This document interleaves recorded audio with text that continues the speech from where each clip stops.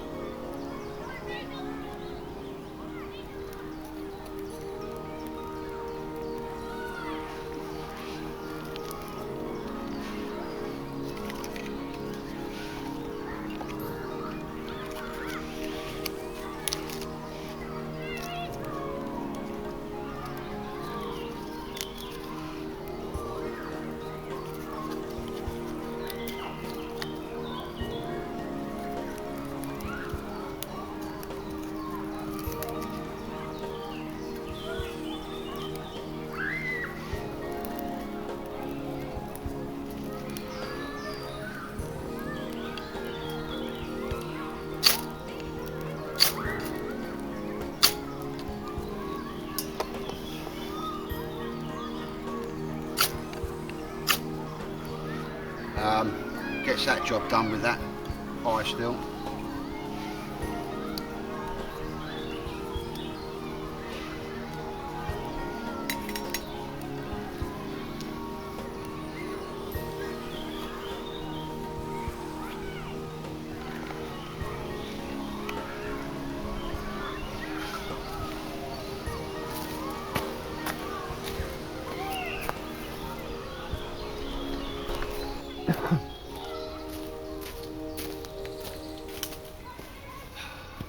Right, afternoon ladies and gentlemen. I kind of don't do unboxings, but if anybody sends me a bit of kit, I do, and I always will say thank you. So this is in effect a thank you video. So if that's not your thing, you know, prior warning ladies and gentlemen, you can crack on to the next video. To the rest of you who want to watch, thank you very much.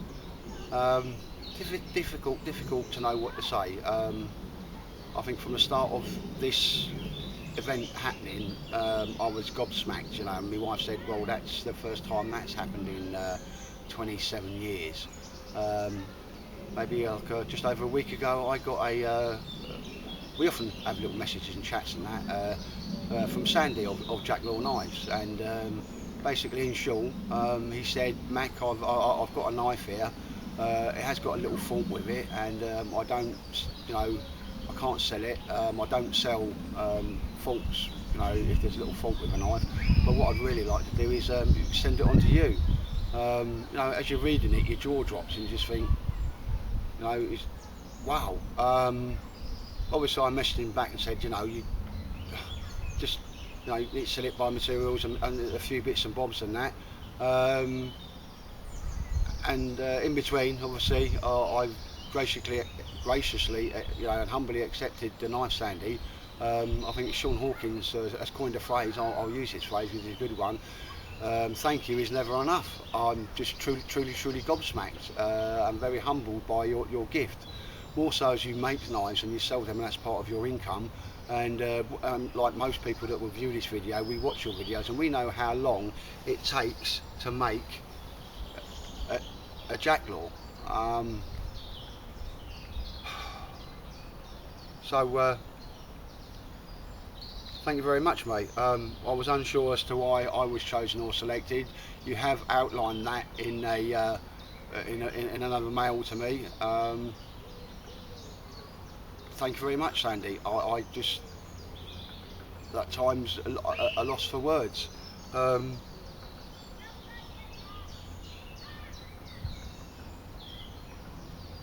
I make you a promise. I'll take ownership and be a custodian of this knife, which is a thing of beauty and a thing of purpose.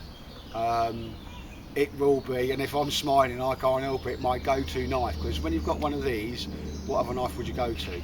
I will take care of it.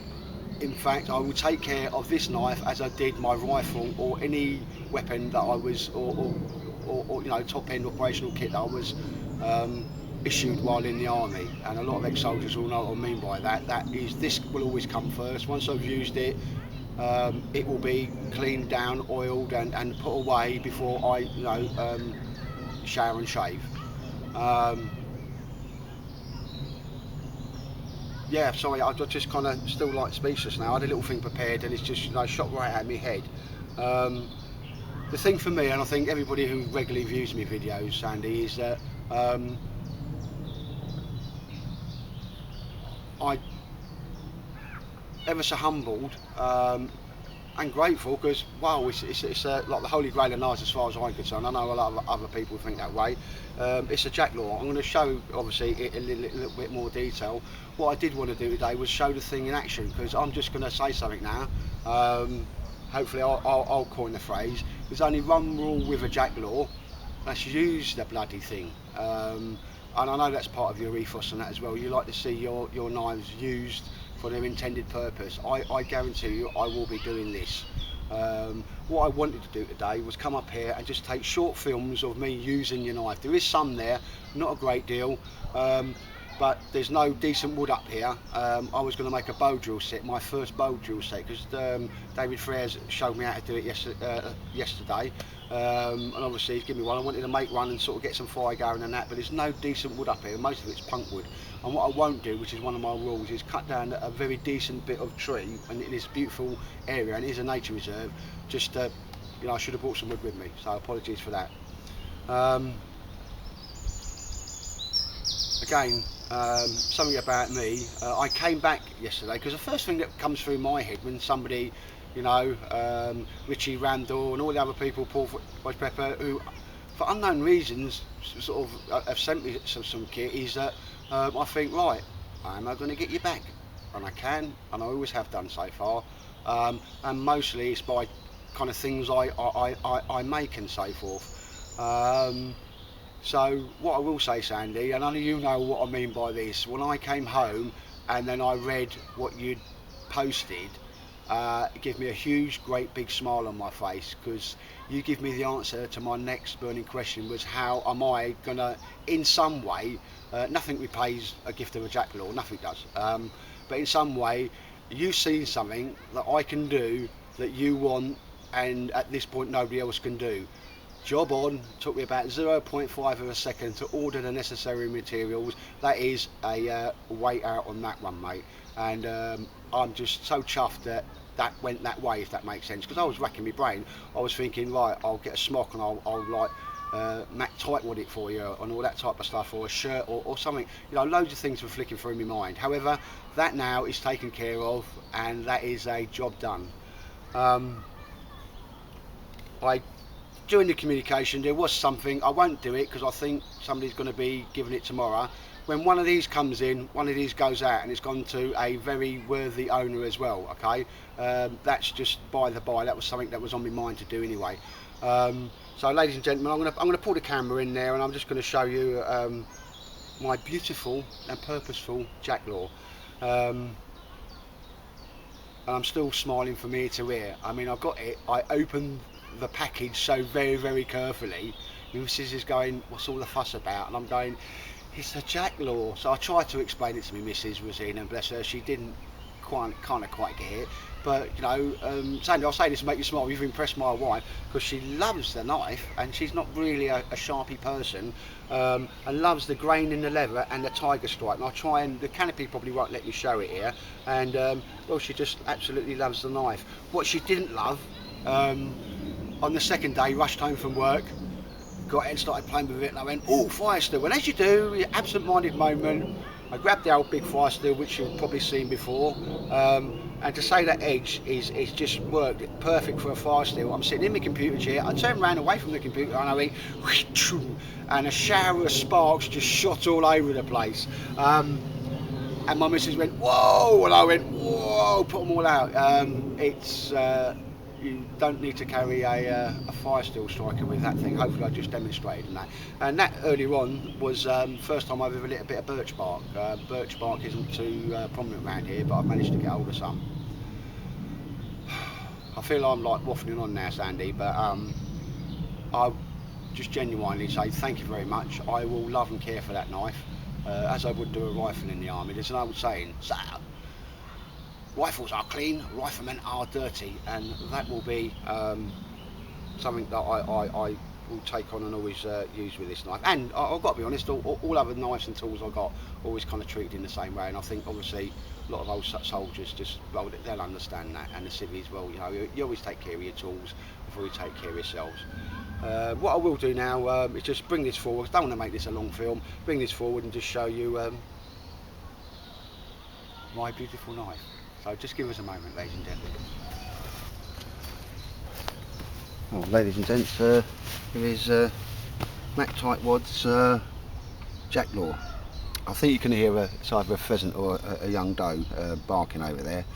I have given it two options, either shut up or get in my belly, and I'll leave that decision up to that.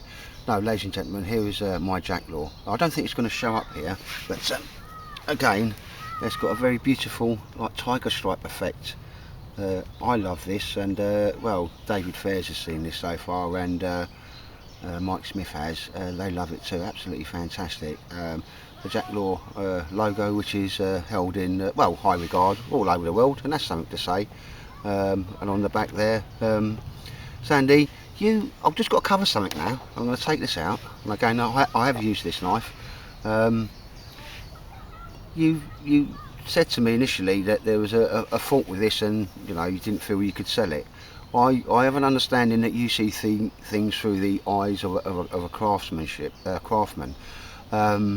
If you hadn't have told me why, I would have never have picked up on it, and nobody has done so far since I pointed it out, mate. So I don't see the need to do here.